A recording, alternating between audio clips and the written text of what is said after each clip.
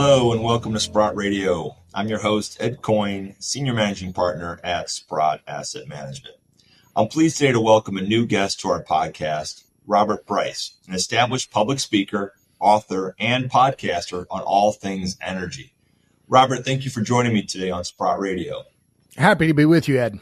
Well, Robert, let's start with your work and background and some of the books you've done, specifically the most recent one, Question of Power. Talk a bit about that and what were some of the points of that book?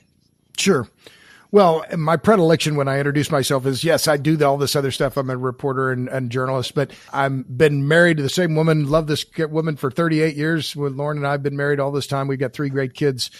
So the first priority in my life is my family. So I always make sure to give them a shout out. And I work because I love what I do. And it also helps put food on the table to make the family thing work. So yes, I've written 6 books. My first book was on Enron, published now 23 years ago, believe it or not.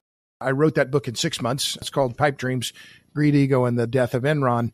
And believe it or not, Ed, here we are all these years later, and Enron still kind of haunts power markets here in the United States and around the world because of their view that electricity is a commodity when, in fact, it's a service. And that misapprehension of what electricity is and how the electricity business works, I think, has been something that's still problematic, which we can dive into. My latest book, published now 5 years ago, believe it or not, already time flies, A Question of Power, Electricity and the Wealth of Nations, which I think is still fresh today. The themes haven't changed. That what's the difference between the rich countries and the poor countries? It's a lot of reasons, but it's the availability of cheap, abundant, reliable power. And I'm still, in many ways, selling that book. I don't plan on writing another one, but I've also done 2 documentaries in 2019 with my colleague Tyson Culver. We released Juice, How Electricity Explains the World. And then a year ago, we released a 5-part docuseries called Juice, Power, Politics, and the Grid. That's a 5-part docuseries. It's available at juicetheseries.com, and the movie is juicethemovie.com.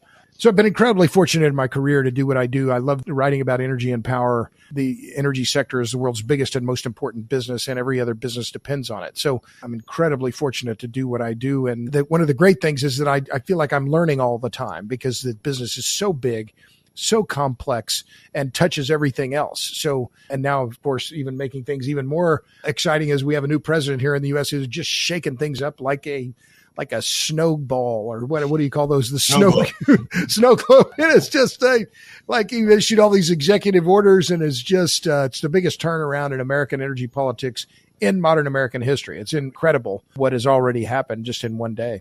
Well, let's stay on that for a second. I have it as a later question, but let's dive right into that. Who are some of the winners and losers going to be potentially in this next 4 years? What's your thought on that? Well, off the bat, one of the things that I'm most encouraged about with Trump is his appointment of Chris Wright as Secretary of Energy. And Chris is the first energy executive to become energy secretary. And that by itself is amazing. Ronald Reagan appointed a dentist to the energy secretary job, right? We've had lawyers, we have all these Harvard guys and, technocrats. But now we have someone who really knows the energy business. And in particular, Chris understands nuclear. He is passionate about energy. I consider him a friend of mine. He's incredibly smart and innovative and entrepreneurial. And to have him in that job, to me, is just fantastic. I mean, truly, because he's an energy realist and an energy humanist, and those go together. What do I hope that the Trump administration can do, among other things? Well, one, I think, restore the humanist aspect to this discussion about energy. And I think Chris will do that. But I think they have the potential to really catalyze for, real forward momentum on the nuclear side, both on the terms of the regulation, in terms of nuclear fuel fabrication, uranium mining. That was the mining issue, and uranium were mentioned in the executive orders that he did on the first day in office. So I'm very hopeful for that. It is the biggest change in, reversal in modern history when it comes to energy policy in America, and could have major impacts across many sectors. Well, I think it's interesting you just brought that up, nuclear, because, during the campaign, the whole drill, baby, drill quote, everyone just assumed it was going to be all oil and gas and nothing else. So surprisingly to people, he's open to everything, right? And understands that, we need everything. Let's kind of go through some of the everythings that are out there. We obviously have oil and gas. You mentioned nuclear. There's battery technology. There's solar. There's wind. I'd love to hear kind of your thought on each one of those sources of energy. Let's start with coal because it's, so unfashionable, and I understand why. But from where I sit, the U.S. should not be closing any more coal plants. We need to maintain fuel diversity in our power sector. And I'm pro natural gas, but I fear we're becoming too dependent on gas as a power generation fuel. We're now at a record high, I think 45%. I need to look at that number in terms of the percentage of gas as in terms of the overall electricity mix in the U.S. In most times, that's fine, not a problem. But during extreme weather events like extreme cold, the availability of gas, which of course is just in time, is a problem. Just going back to coal briefly, a lot of the coal plants that were slated for closure, they're actually going to be staying open longer because of growing power demand in the U.S. So coal ain't going away, but particularly it's not going away in China and India. And this is something I've written about extensively, that the U.S. and the Western Europe, they've got this idea, if we quit coal, the rest of the world is going to do so as well. And it's just flat wrong. If you look at the amount of coal capacity that's being built in China today, being built, not discussed, not on blueprints, not in, discussion permitting phase, actually under construction, it's roughly equal to the entire installed base of the coal fleet in the United States, about 190 gigawatts. So by the time China builds out that that capacity, its coal-fired capacity alone in China, the coal-fired capacity in China will soon be equal to the entire capacity of the U.S. grid, about 1.3 terawatts. So let's not kid ourselves about what is happening on CO2 and about what the reality is of the challenge of CO2 emissions around the world. So that's coal. Gas, I'm bullish on gas. Gas demand is growing. It's going to continue to grow. Does that mean the price will go up? Hell if I know. Who knows what happens on price, but demand is going to continue rising on gas for a lot of reasons. The U.S. LNG exports are going to increase now. Trump is clearly going to remove the pause that was put in place by the Biden crowd, which was just I don't know who the favor was made to, but it was a big mistake. So natural gas, I'm very bullish on it. I've been said the same thing for now 15 years, end to end, natural gas to nuclear. This is the way forward. Oil as well. If oil didn't exist, we'd have to invent it. It's a miracle substance. It's not going away. The installed base of motor vehicles and transportation machinery that uses oil, whether it's diesel fuel, jet fuel, bunker fuel, it's irreplaceable. The world economy runs on oil, period. End of sentence. Elvis left the building. So oil's going to stick around. And then the rest, it's kind of, a lot of things that are in the mix, whether it's hydro, which won't increase much anywhere around the world because we've built effectively all the dams that we're going to build. We're taking dams down. We're not building many more, except maybe in China, maybe in Africa. And then you have biomass, solar, wind. There's the rest of it. It's all fine, but solar and wind only play in the electricity sector. They're not going to touch transportation. They're not going to play a huge role in industry. And the main problem with wind and solar, I think, in addition to the intermittency, but the real problem is land use. And we're seeing those conflicts all over the world. And I've documented them in the renewable rejection database. Well, you started off by talking about fuel diversity. And I think that's such an important topic for people to understand, because I think early on when wind, solar, and now even nuclear, people starting to embrace nuclear again and understanding, we have to have a base load 24/7 power source that potentially is, more sustainable and cleaner and so forth. That diversity thing, I think, is so important because I think initially people were like, it's one versus the other. It's either oil and gas or it's wind and solar. And it's either clean and sustainable or it's dirty and pollutant. But could you talk about that a little bit, about that diversity and why that is so important? Well, the classic way to reply to this, of course, is to quote Churchill. And, Churchill now, I think it was in 1906, he was the Lord of the Admiralty or whatever, that fancy, British title, whatever it was. But remember, this was around when the Brits were converting their warships from coal to oil. And he said, safety and certainty in oil lie in variety and variety alone. Well, what he was saying was actually energy security, right? He's talking about oil, but the security of that supply is in variety and variety alone. I mean, it just makes sense. If you have a civilization as big as ours, whether, regardless whether you're in the U.S. or Canada or, Mexico, where, any industrialized country, any modern country, you risk the collapse of civilization if you have a system that's too reliant on one thing, right? And so, but that's particularly true when it comes to electricity. You have to recognize where your risks are. And so when it comes to the electric grid, that's why I'm, adamantly in favor of having a diverse set of fuels. Coal isn't fashionable, but that's fine. I get it. But in Wyoming, Wyoming, there's like 4 people and 5 elk that live in Wyoming. I mean, there's nobody there.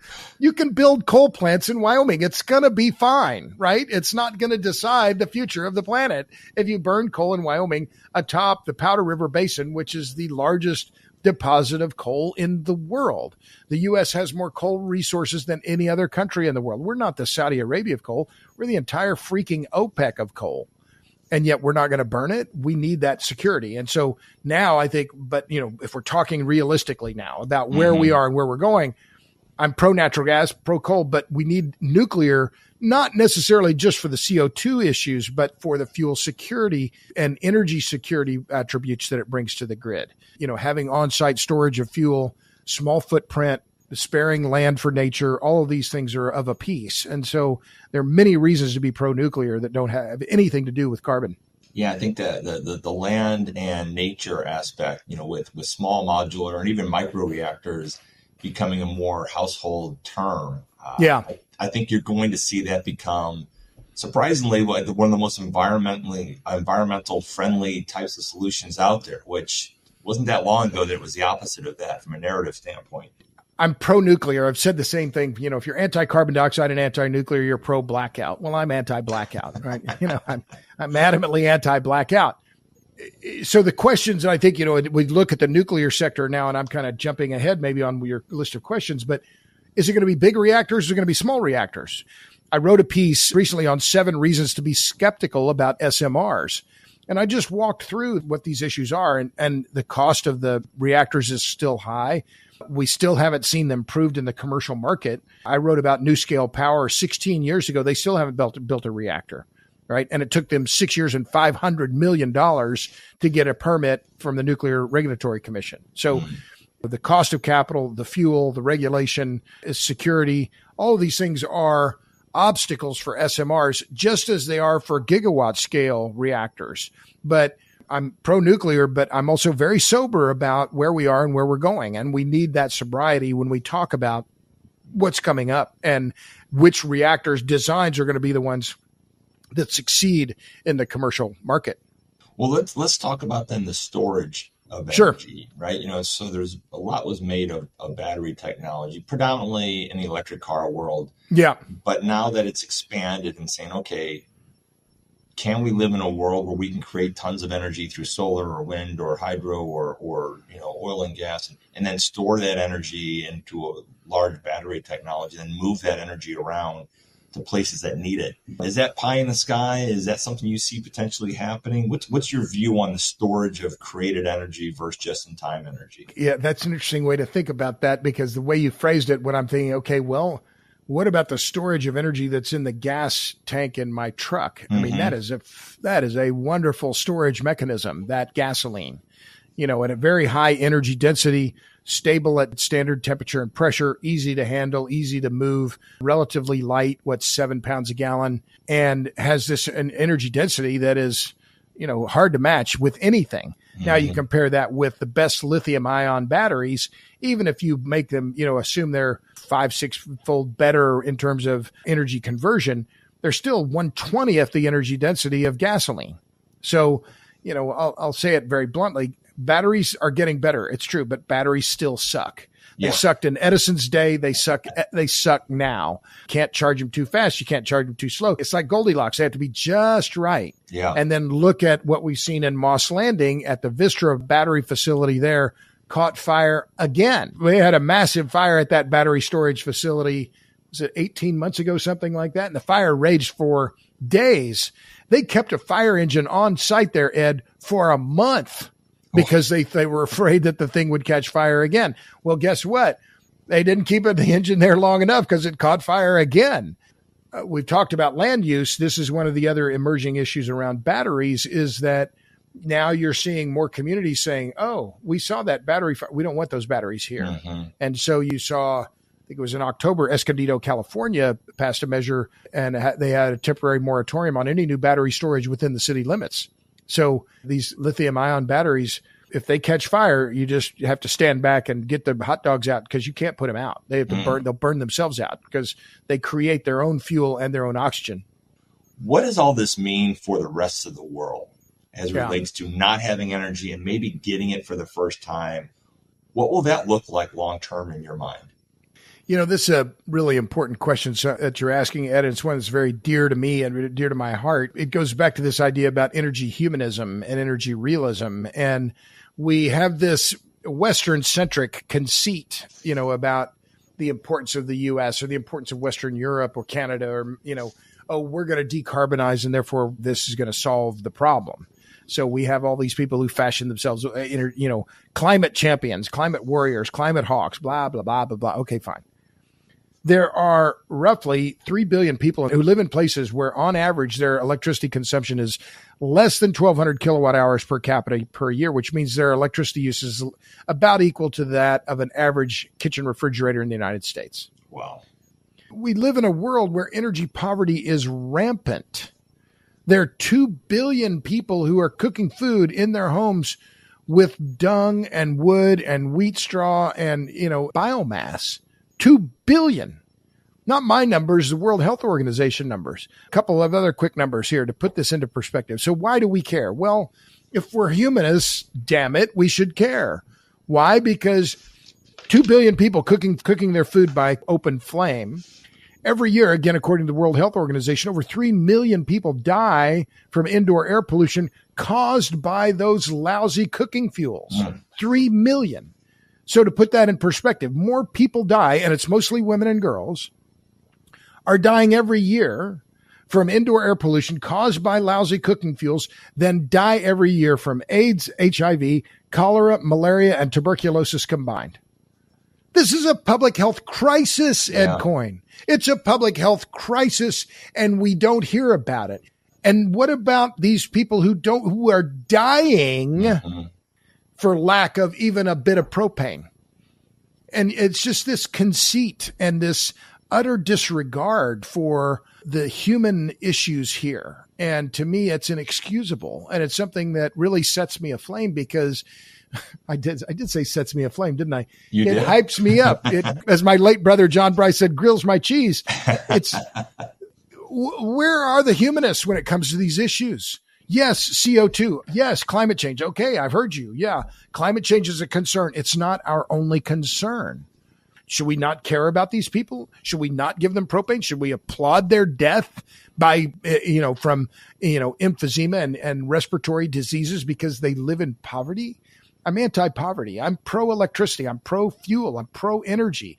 Why? Because electricity in particular frees women and girls from the pump, the stove, and the wash tub. If we care about women and girls, we have to get them away from washing clothes by hand and feeding the stove with wood and carrying dung on their heads, to have a fire. That's the humanist instinct. And yet it's just ignored in this insane attachment to climate as the only issue. Just getting energy, to the world is probably the number one goal, right? And we talk about expanding the electric grid and all these different things that need to happen.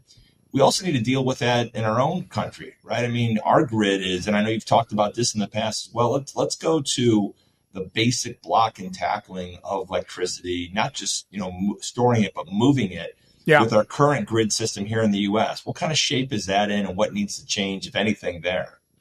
This is a big question and a big issue for a lot of entities around the country. And it's one that, in watching Chris Wright and his confirmation hearing before the Senate Energy and Natural Resources Committee kept coming up again and again. It was on the reliability of the grid and on the expansion of the grid. But we have to start from a certain spot, which is understanding how big the system is. The larger something gets, the harder it is to change it, right? So you're not going to see Google at this point double its revenue in a year. Small company, you could double your revenue with one sale because you've smaller numbers, right? But once a system or a company or a thing gets to be very large, it's hard to change it. And it's hard to make an expansion that's significant in, gross terms. So think of it this way. We have in the U.S. now an electric grid that has 1.3 terawatts of capacity, of generation capacity. That's 1.3 million megawatts or 1,300 gigawatts. So think of it, 1,300 gigawatt scale nuclear reactors. That's It's hard to even imagine what that means, right? Mm-hmm. But we're not just going to add another 1,300. We're not going to double the size of this in anything like the near term, nor are we going to be adding some massive amounts of new miles of wire to the system because it's hard to build that stuff. You need labor, you need bucket trucks, you need electricians, you need transformers, you need all of these things to make these incremental changes to a system this big. So while that's easy to talk about, it's hard to do. And it's hard to do because of the supply chain issues. It's hard to do because of the skilled labor issues. All of these things come together when it comes time to try and change this system that we call the grid. There's nothing simple, cheap, or easy about it. I wanted to go back to nuclear just for a second. Sure. It is something that I think the younger generation is embracing, and they understand it. And I think that's partly because tech has come out and said, we need more electricity. We need 24/7 base load. We're looking to nuclear as one of the solutions for our data centers and so forth. Does that seem A, realistic, or is that aspirational? And then B, in your life's work of 30 years of doing this and stuff, you've seen the ebb and flow of nuclear over the years. Does it seem like we're in kind of a permanent upswing now? Talk about that just a little bit, and then we'll close this out. Sure. To your last question, I think it is different this time for a lot of reasons. Let's talk about the generational issue. I'm going to disagree a little bit with what you said about the younger generation. Now they have a more positive view on nuclear because of tech. Tech's a late joiner here, right? We've only really seen big tech coming on in the last year or so, with Amazon doing, saying we're going to, embrace tech, and Google and Microsoft, all with different, announcements and press releases, and good for them. Glad to have them join the party. But what I've seen, and I'm 64, I've got, kids who are, the oldest is 31, their generation, this younger generation, they didn't grow up under the specter of the bomb. And so they have a different view on nuclear and a different view on the urgency of nuclear because of climate change. And so they have been, in their lifetimes, more predisposed to believe in nuclear and be pro-nuclear because of their concerns about climate. And that's perfectly valid. So I think there is definitely a generational change, and that's one that's very positive. And so you see even some of the younger leaders in the nuclear movement now, Matty Hilly and Paris Ortiz Wines, Emmett Penny, Mark Nelson, to name a few, who are leading this new charge because of their belief not in just the viability of nuclear, but their concern for climate. And that's different. It's generally this nuclear renaissance, the comeback. It's not being led by people of my generation, the ones who are the face of this. So that's very positive.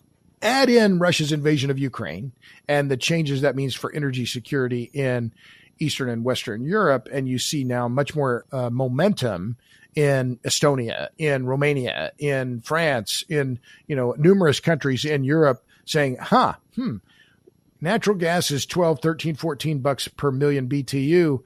Nuclear makes sense for us. Yeah. Now, that's not the same economic here in the U.S. where gas, I haven't looked at the price today. It's around $4, right?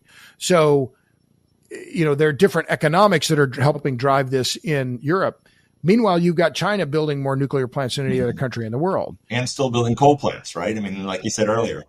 And they're building 5 times as many coal plants as they are nuclear plants, but that's a different discussion. So I think it is different this time in terms of nuclear.